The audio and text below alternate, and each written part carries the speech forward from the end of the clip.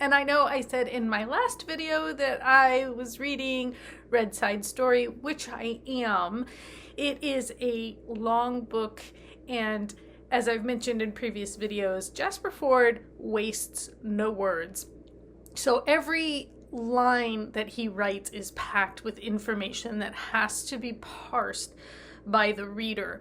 This is awesome. I love that it's not fluffy, that you have to mine the material for the story. There's something, for me very enjoyable about that kind of work as a reader, but it's not something I can do consistently, like without breaks. So I stopped and took a break to read Britney Spears' memoir, The Woman in Me, just because last year it was kind of a phenomenon. And look, I am about 5 years older than Britney Spears, and so I think I was just outside the range of her reach when she was hot and a big deal. I was aware of Oops, I Did It Again and Baby One More Time, and I think there's a song called Toxic, but I don't think if I even heard it, I would recognize it. That's kind of my full knowledge of Britney Spears, aside from the fact that she and my husband have the same birthday. Not the same year, though I am older than my husband, but same day. So, and I knew she was from Louisiana, and having grown up in Texas, but with large Louisiana family, I guess, I knew that.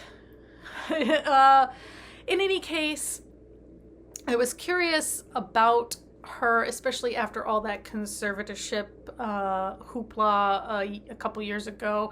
And so I decided to pick this book up. It is short. It is written in very, I don't want to say simple sentences, but it is written in a way that just is very easy to digest. The absolute opposite of the Jasper Fforde book, right? There's only 275 pages in this, and it goes very quickly. And at the same time, how much does it say? Well, okay. First of all, I absolutely sympathize with Britney in that I also have 2 kids that are 11 and a half months apart. So being pregnant for 2 years straight, I've done it. I remember what that's like. So yeah, but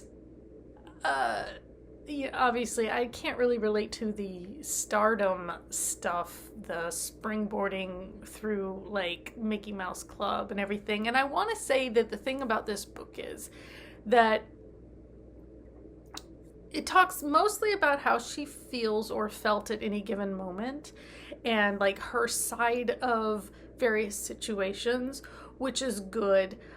It does not give a lot of specific details. It has anecdotal things like, oh, this one time I went out and we did this thing and or whatever.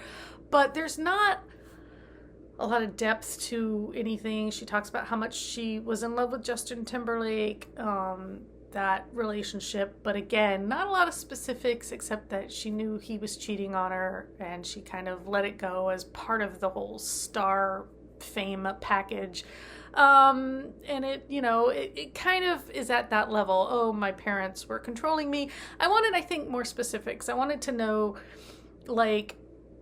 when she was under the conservatorship, I wanted to know how much money she was making versus how much she was actually getting, and how much her family was taking away and spending on themselves. I wanted, I guess, just, maybe more specifics about her time in the Mickey Mouse Club or things like that, but everything like that was kind of very glossed over. And I guess there's a certain amount of, I don't want to get into any trouble for, saying things or, pointing fingers about some stuff. She can certainly get away with pointing fingers at her dad specifically, and a little bit at her sister. But again, I think I just wanted a little more meat on the bones. This is a very bony story. I also, when she was writing this, she was I guess, still married to her third husband. And so then out of curiosity, I went and looked up that stuff and about her two sons, because her oldest is the same age as my oldest. And, I kind of get mixed signals from those stories, about how she and her third husband, they must have split up not long after this book was published, but like the stories there and her relationship with her sons, and I don't know how much of that is media bias and how much of that is like just a different side of it. Her kids kind of being like, we love our mom, but we need a little distance, or so it's hard to tell, but I absolutely do sympathize with, at the very least, the way she felt. Certainly that conservatorship just seems terrible, and the fact that it went on for as long as it did is just awful. I don't know. But again, I haven't read her sister's book, her mother's book. I haven't really looked for stuff from the other side of that. And I mean, I can conjecture that like the reason Britney's romantic relationships don't pan out is that she didn't have good role models for relationships. And of course, certainly in the entertainment industry, relationships are that much more stressful and strained because of things going on in them. I've seen that when I worked on film sets. So yeah, I mean, but at the same time, bottom line, I mean, I gave it 4 stars on Goodreads. It's probably more like a 3.5, 3.75. If I were going to be like nitpicky, it was an easy read. It was a quick read. It gave me information I didn't have before because I went in not really knowing anything about Britney Spears, except, like I said, some of those very basic things. I think I'd even forgotten she was part of the Mickey Mouse Club until she mentioned. I was like, oh yeah, she was in there with Ryan Gosling, and was Christina Aguilera? I know she auditioned. I don't know if she actually was in there. I did not know Britney Spears and Natalie Portman had worked together. But yeah, so it was fine. And for somebody, like I said, like me, who went in knowing very little, it was informative. It just wasn't as informative as I had hoped it would be. And I mean, good on Britney for taking the high road, I guess, on that, and not dishing dirt as much as she probably could or would. She's being a little more cautious. There was also this weird thing where towards the end she started talking about God and prayer, which was not seeded at all through the first, 80% of the book. So I kind of would have liked to have seen like some through line if she's like, oh, and eventually like I came to God or came back to God. Like it kind of felt like it came out of nowhere, and I was just like, and she mentions, oh, I wasn't super religious or something like that. But like, I just would have liked, again, a little more information on her current, religious feelings, or, because there was a point earlier in the book where it was a little more like new age woo-woo, stuff. And I'm like, so where are you spiritually then? Because I didn't get a good grasp of it, but it felt important and yet wasn't clear. I don't know. That's a small thing, and again, maybe that's just because I come from a religious background, so those kinds of details interest me when it comes to, people talking about stuff like that. So anyway, like I said, I mean, it was good.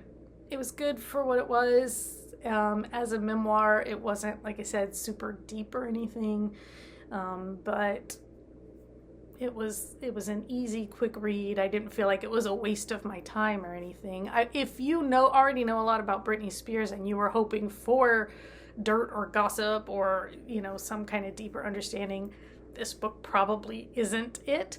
But overall, it was fine. Yeah. Like I said, 3.5, 3.75 stars-ish from me. And now I will go back to Red Side Story, although I can't promise you I won't fold in another book somewhere in there. just to, level things out. Because, like I said, Red Side Story is heavy lifting reading. It's a lot, and it's really enjoyable. I love it, but it's not something I can sit down and read and concentrate on like a ton all the time. So in any case, if you read this book, The Woman in Me by Britney Spears, or if you know information about Britney you think I should know as someone who knows next to nothing, or anything like that, should I try to read other books about her by her family members or other sources? Like, let me know in the comments, and until next time, take care.